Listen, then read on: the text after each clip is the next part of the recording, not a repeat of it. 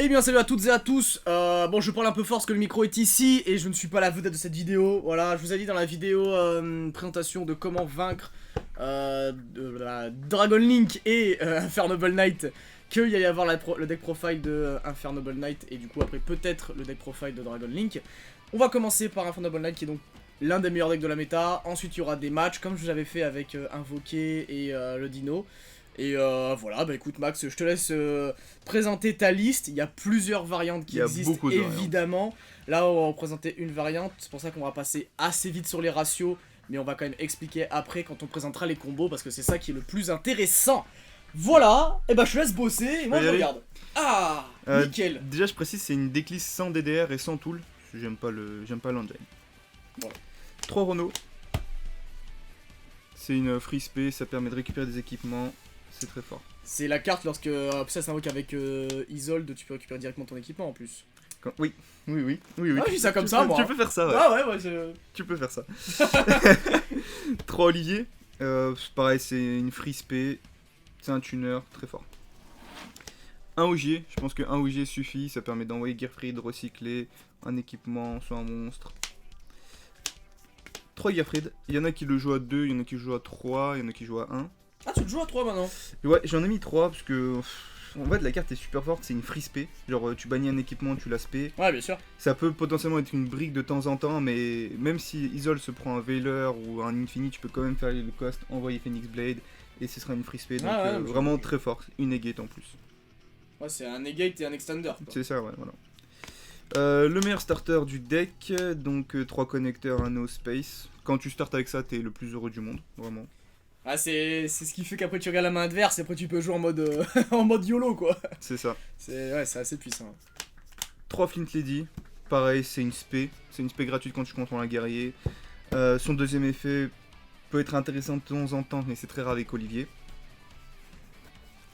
Hop. 2 Quantum, j'en joue que 2, j'aimerais bien en jouer 3, mais j'arrive pas à en trouver un troisième. Pour une commune, ouais, c'est exactement ça. C'est bon, ça ressort en super dans les OTS, tout va bien. C'est ça. Un TG Striker, je joue pas à Gamba parce que je préfère avoir un extend qu'un feu. Gamba, c'est le samouraï, c'est ça? C'est ça. Ok. Moi je joue la version avec Aeros Aerosgeg. Gag, voilà. Non, en vrai, son nom c'est Aerosguin. Aeros Gouin. Sguin. Bref, je préfère jouer avec lui parce qu'il permet de faire une loupe. Parce que c'est un pingouin en fait. Une loupe qui prend seulement 4 places sur le terrain, donc on peut avoir le Gearfried, mais on vous montrera ça tout à l'heure. Un épidémique et une sphère. L'épidémique, ça permet, l'épidémique, c'est quand tu vois que tu as utilisé ton Renault, que tu vas pas pouvoir récupérer un équipement, donc tu fais épidémique. J'ai pas vu qu'il était là aussi. Une sphère, et la sphère, c'est celle qui va te permettre de faire ton combo. Épidémique va permettre aussi de remettre ton Aeros Gag dans le deck. Là, on passe au Entrap. Bon, moi je joue 3 drôles, 3 gamma. Après ça, c'est le ratio. Vous voulez Entrap, vous mettez ce que vous voulez. Ouais, le package Entrap, c'est un peu en fonction de ce que vous affrontez. Voilà, hein. donc ça- Bah, la dernière vidéo que je vous ai présenté, j'en parlais, hein, c'est les meilleurs Entrap. Après, c'est vraiment en fonction de ce que vous voulez target. C'est voilà. Donc ça faites-vous plaisir. En tout cas, drôle, c'est bien contre D-Link. C'est très fort contre D-Link. Ça peut être fort contre Dogmatica, Invoqué, etc. Et Gamma, qui reste toujours une très bonne Entrap, qui pareil. Contre D-Link et Gamma, peut faire le taf. 3 Durandal. C'est trop fort, ça tuto tout le deck. Ça, c'est ton seul package Entrap du coup. Ouais, Ok. 6. Ça m'empêche pas de les toucher, quoi. Ok. 3 Durandal, 3 Calice, pareil, ça va tuto tout le deck, donc autant en profiter. Un renfort, qui est pareil, tuto le deck. Reborn.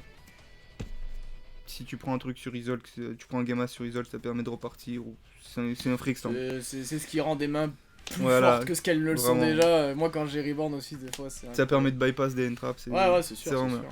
Et le petit package d'équipement, donc grenade indispensable, Phoenix, pareil, trop forte, permet de recycler, faire des effets gratuits, et fossile, qui fait office de reborn, tout simplement, mais tutorisable.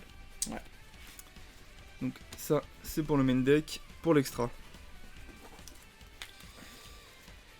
Alors pour l'extra, une Formula, parce qu'on va en avoir besoin pour la loupe, un Marshall, un Herald, donc ça c'est le classico. Hop.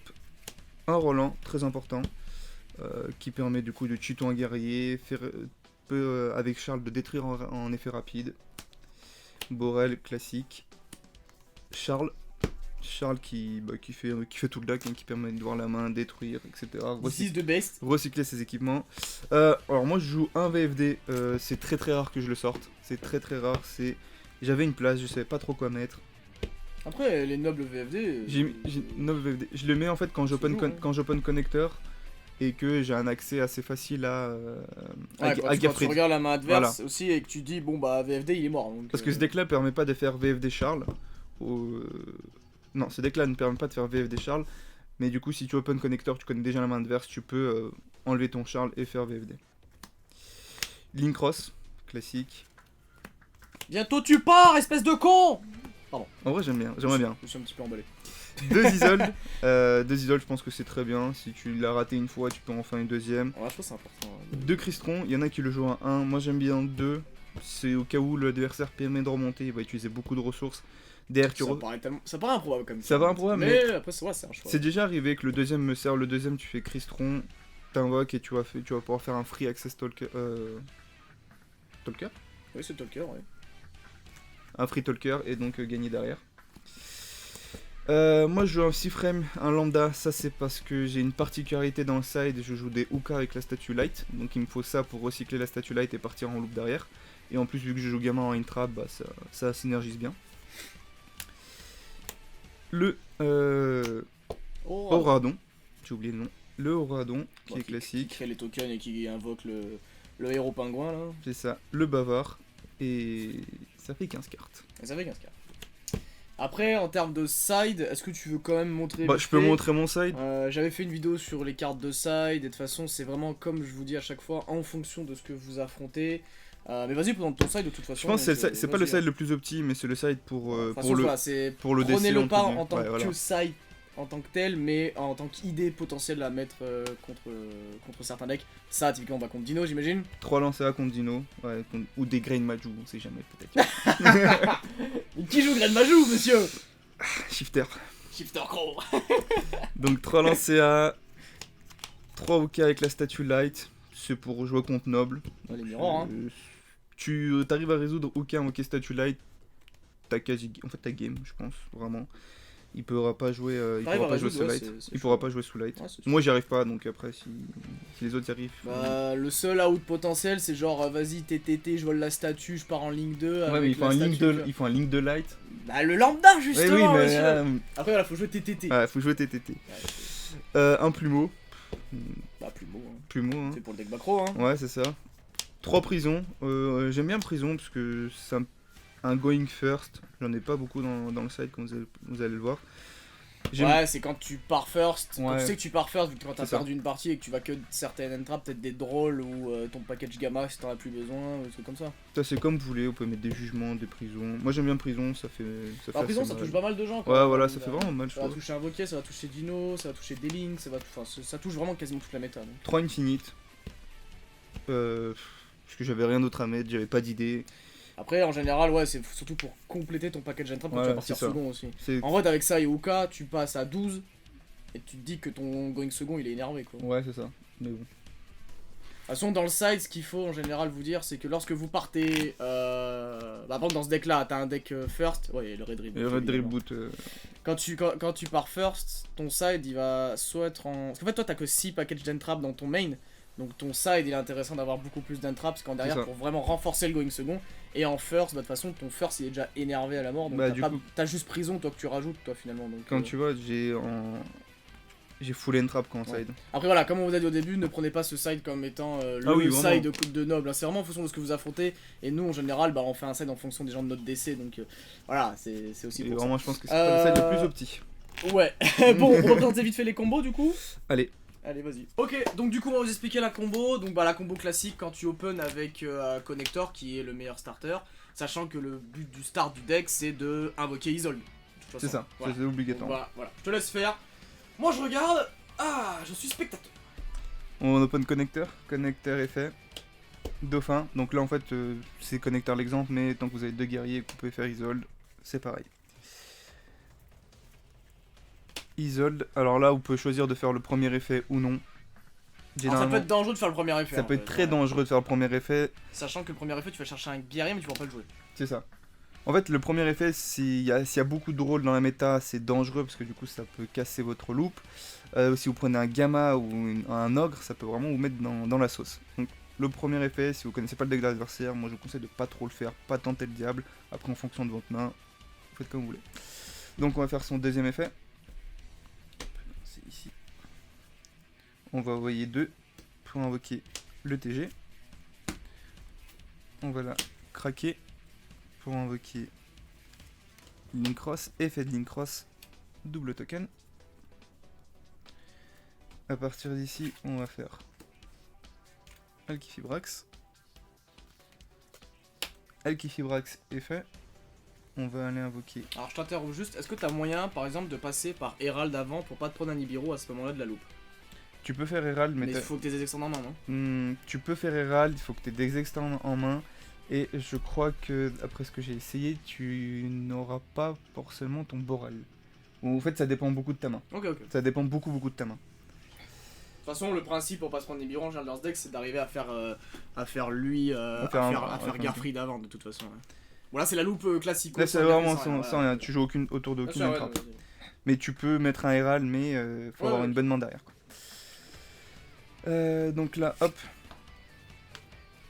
On va synchro de Formula, on peut effet de Formula de piocher. On va équiper la sphère. Donc la sphère, elle dit quand elle est utilisée pour... je crois que c'est pour... Ouais, en fait, quand elle t'est envoyée de la zone monstre au cimetière, on peut l'équiper un monstre, la craquer, payer 500 points de vie et équiper un équipement à un monstre. Donc on va équiper Durandal. On va casser Durandal pour aller chercher Renault. Donc ça c'est dans notre main. Ensuite, on va link avec Formula et le deuxième token pour faire un Marshall. Synchro, pas Link. Synchro, pardon. Tac. Ensuite. Alors du coup, alors Formula qui fait le marcheur et le marcheur qui va reband Formula. C'est ça. Ouais. On fait au radon 3 tokens. Tout simplement, on va synchro 5. On va faire Roland. Ne pas oublier de déclarer l'effet de Roland, très important, sinon vous ne l'aurez pas. Et tout ce que vous avez fait n'aura servi à rien. Ensuite, on va faire effet d'Auroradon. Donc on va casser Auroradon et un token pour faire du coup un héros machin. Et là, on va pouvoir spé notre Renault, faire l'effet de Renault, récupérer le fossile. Donc on a le fossile en main. On va faire notre... On va faire notre synchro 8, effet d'Herald. Alors là, très important, ne pas prendre au radon, on va en avoir besoin. Vous prenez isole. Tac, ça c'est notre main. On va faire effet de aéro-pingouin.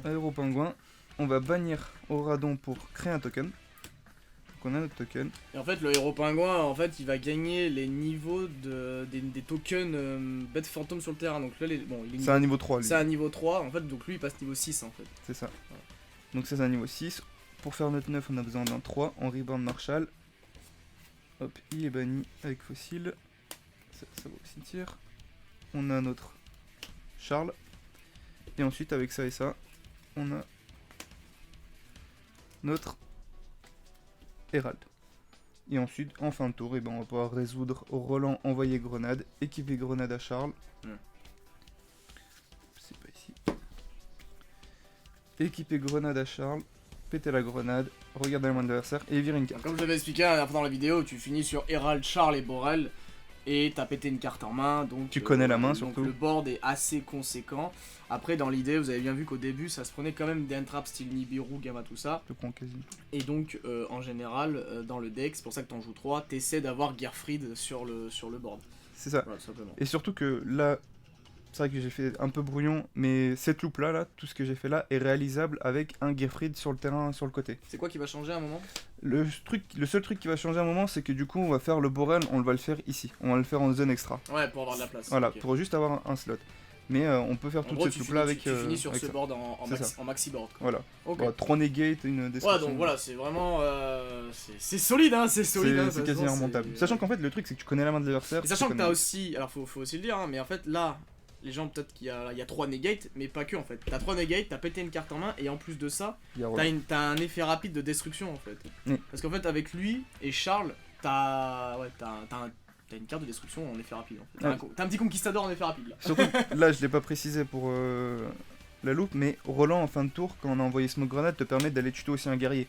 Donc Ouais, t'as- t'as de la ressource en main. en plus. t'as ta ressource derrière, tu peux tuto Tout ça, ça a été Garfield fait avec et une tout. carte. Hein. Ça a été fait avec Connecteur, ouais. Ouais, donc il vous reste des ressources en main quoi, donc c'est Ah ça oui, qui oui, est impressionnant carrément. en fait, c'est ça qui est impressionnant. Ok, bon bah moi je pense qu'on a à peu près tout dit, de toute façon, voilà, on va pas rentrer dans tous les subtilités du deck, ça serait beaucoup trop long. Si vous avez des questions, n'hésitez pas à poser en commentaire pourquoi tel ratio, pourquoi tel truc, voilà, si vous avez des questions sur le deck tout simplement, ce J'essaierai sera d'y certainement Max répondre, qui ouais, répondra de toute façon. Et pourra vous dire, hein, donc voilà, tout simplement. Donc bah, j'espère que vous avez apprécié ce petit deck profile. J'aurais essayé d'en faire un sur potentiellement Dragon Link, qui est aussi le meilleur deck du jeu avec Noble. Et peut-être avec Dino, si je peux faire un petit deck profile de Dino.